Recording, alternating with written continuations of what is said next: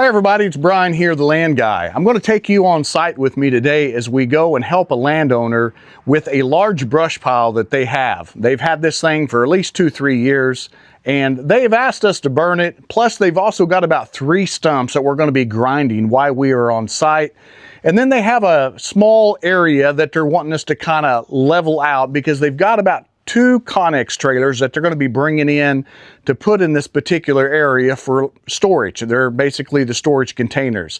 So we've got the skid loaded and we're ready to go. I've got my coffee. You can't go without coffee, right? So we've got about a 20 or 30 minute drive and we're going to be there, and I'm going to take you on location and show you what we're going to be doing and how we're going to get this accomplished.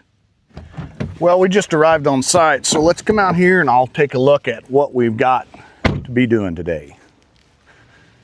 We'll get that skid unloaded here in just a little bit, but these are the 3 stumps that we're going to be grinding, and these are some of them old nasty locust trees.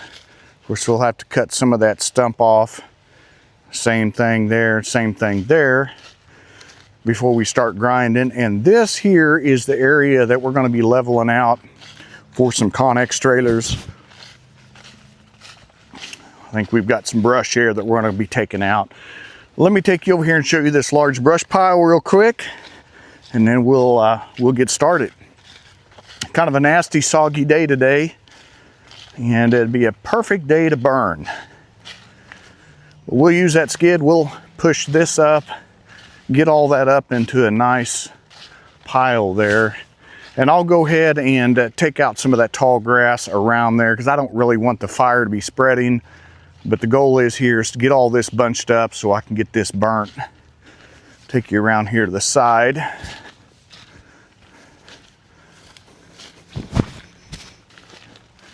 So you can see there's quite a bit of stuff in here. And I've got a torch system that is going to work really well getting this thing started here in just a little bit. But anyway, looking forward to helping this landowner. These are just a few items that they're needing help with on their property. I think they've got about 4 acres here, I believe, just on the outside of town. Well, when it comes to lighting a brush pile, I want to show you what I use, and it actually works really well. It's one of these propane torch setups. You got your propane bottle, your 20-gallon propane bottle, and then you've got this torch that you can light it and you can turn it up. And it actually does a really good job. You can take it in there and you can just leave it until the fire gets going really good. So that's what I'm getting ready to do next.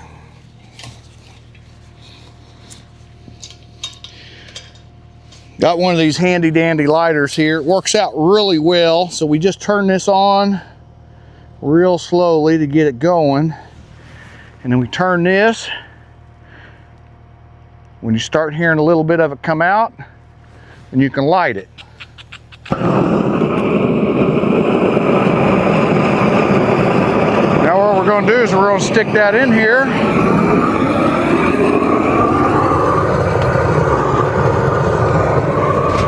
And we're going to walk away for a little bit and let it get started. I may do this in a couple different places. I'll probably do it there, and I'll probably go on the other side and light another one.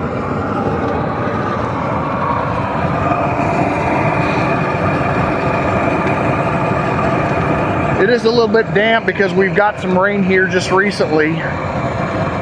So I'll have to leave that in there probably just a little bit more longer than normal.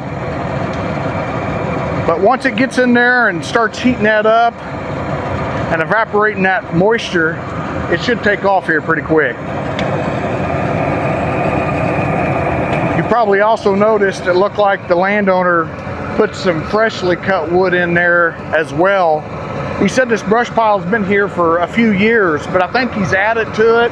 So we've got some wood in there. It's probably going to take a little bit longer to burn, but we're wanting to get a good hot fire going. Well, we are making some progress finally on getting this fire started. It's been a little bit of a mess because it's been wet and damp, and I had to go get some diesel and throw on there. But now we're kind of getting a good fire here going. As you can tell, let that burn for a little bit, but it's raining. So anyway, I'm going to jump back in this skid steer here and I've got a little bit more work I need to do around here getting that kind of pushed up. I'm going to leave that torch going until I get a good hot fire. All right, since we got that pile going, I want to take you up here and show you a couple of things. And I also want to show you a toy.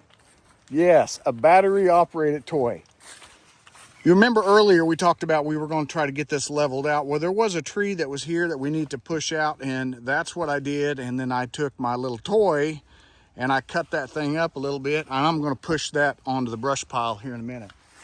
Let's walk over here and show you. I am cutting down some of these stumps so I can do some grinding, which will probably be tomorrow. I'll go get that grinder for the front of that skid steer and we'll get that grinded. But let me show you what I've done. These are the 2 locust trees. I just got done cutting kind of the top off of that and I pushed it there. We'll throw that on the brush pile here in a minute. But I've got this one to cut, and you see that thing? That's what I'm going to tell you a little bit about. I know you're all excited to know a little bit about this, but this is a Husqvarna Power Axe 350i battery saw. And the only thing you got to do is just push the button here to get it fired up. It works good. It's got an 18-inch bar on it, and it works pretty good with these stumps here. The battery lasts a long time. It's got a pretty good sized battery in the thing. I've got 2 of these batteries that go with the saw, and it does pretty good. So I'm pretty excited about it. I know you're probably laughing at me and thinking a battery saw. Well, a lot of the work that I do, I don't necessarily have to use a chainsaw all the time, but it is nice and handy that you don't have to have any fuel mix. It does take oil in it for the bar, and it's right here. It's pretty simple. And then to change the chain, you just flip that up, you can loosen it, you can tighten it. It actually works out pretty good. And this is not a sponsored video by Husqvarna, but maybe someday, who knows. They do have a couple of other bigger saws. This one would probably be considered a little bit more of a commercial range. They do have a smaller battery saw, and I didn't really want to go that route with a smaller bar, like a 14-inch bar. But I want to go with this 18-inch, and it actually works pretty good. Hang in there and I'll show you a little bit about what this thing will do.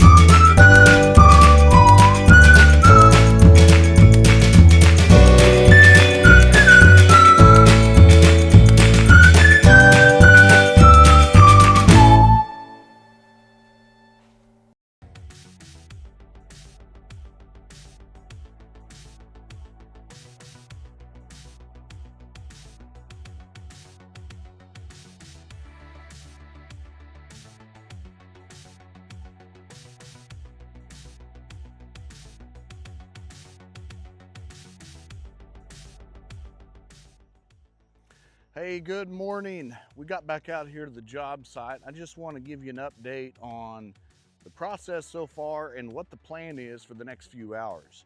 So as you can tell, we got that stump ground out yesterday, as well as both of those, and we took that bucket and just kind of back dragged that mulch that's there.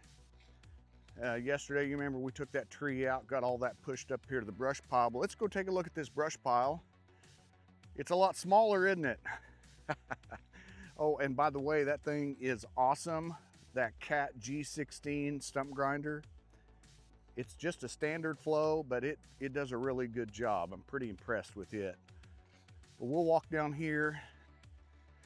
My plan is I'm gonna take that skid and I'm gonna kind of bunch everything up here to where it can burn a little bit more. I knew there were some stumps in there that had some dirt on the root wad, and that might be a little difficult to burn, but this really looks a lot different in here.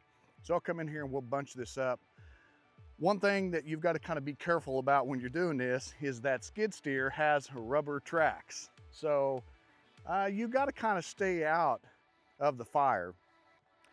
It's a little bit harder to do because that bucket sets so close to the cab.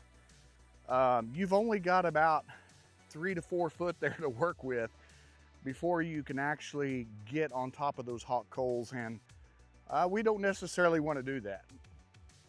But anyway, I'll show you a time lapse here, and we'll get that pushed up here, get that skid fired up this morning, and get rolling.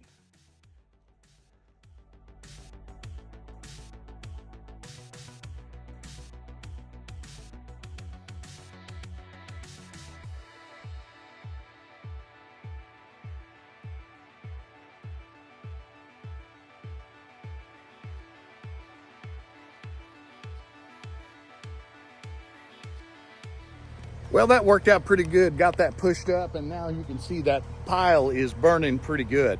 What we've got next on the agenda that we've got to be able to get done for this landowner is site leveling. You remember earlier in the video I said that we had to kind of level out an area for a future Connex trailer, or maybe 2. I'm not really for sure, but we're going to be kind of leveling this area here in a 30 by 40 dimension. And I've got my measuring device here, and I can also set up to be able to shoot grade here in just a little bit. But there's a hump right there that we're going to be taking out, and that is kind of the area where it's going to be at.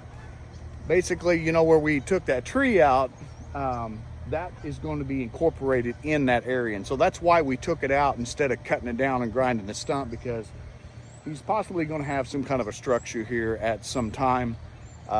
Beside just those Connex trailers. But anyway, we're going to be setting this up in time lapse, and you'll be able to watch me get this thing all leveled out.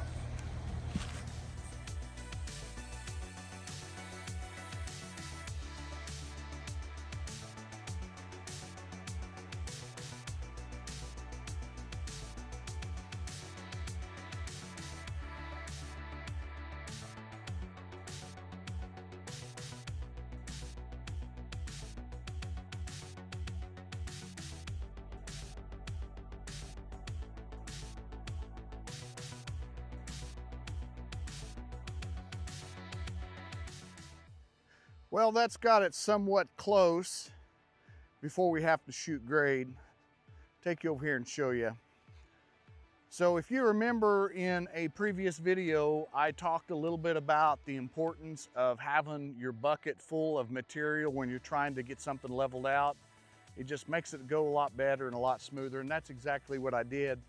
I kept some stuff in the front of that bucket, or in the bucket, and it basically acts as a dozer blade. I don't have tilt and it don't have angle, but you can get some stuff smoothed out and flattened out pretty close. And that's kind of what we did. So you can tell here how that looks. And we'll come over here and take a look at it too. Come back here. When you're running that thing, just like a dozer, the more seat time you have, the more you can feel whether it's sloped one way or the other. And I still think this end here is just a little bit low, but I did take the majority of that hump out here and pushed it back in there and kind of got that smoothed out. He's going to have some nice topsoil there left over, but he just wanted this leveled out here. We went ahead and set the flags a little bit bigger than a 30 by 40. That way he has some extra room there. And we didn't get too crazy on trying to square that measurement, but it's pretty close. So I want to make sure I do a good job on this, but I think he's going to be pretty pleased with it. All right, well, I'm going to get this grade stick and everything set up here, get some grade shot, and see how off I am.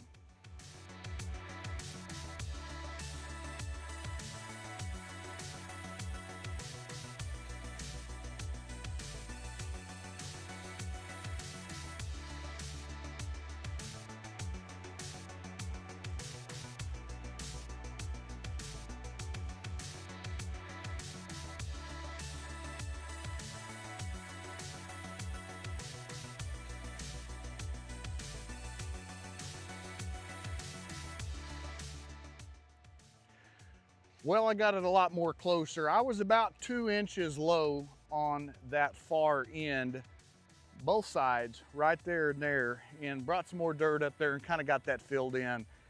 It's really kind of hard to get it perfect numbers with just soil. That's why it's best if you can bring in some base rock or some clean rock or something that, whatever you're building, to kind of get it all leveled out and smooth. But all the landowner wanted is just want the yard flat in this particular area here, and that's what we've done. Going to have a little bit of soil left over there, and you can tell the brush pile is burning down. I'll stir it up just a little bit more here in a little bit. But anyway, I think this is probably about the end of the video. I do want to thank you for watching. I appreciate the time that you have and watching what we do. I'm the land guy, and I love helping landowners to renovate their land, helping them to improve it. And I think what we've done here between the brush pile, the 3 stumps, and then kind of leveling this area out here was a nice improvement for this property. So stay tuned for our next video.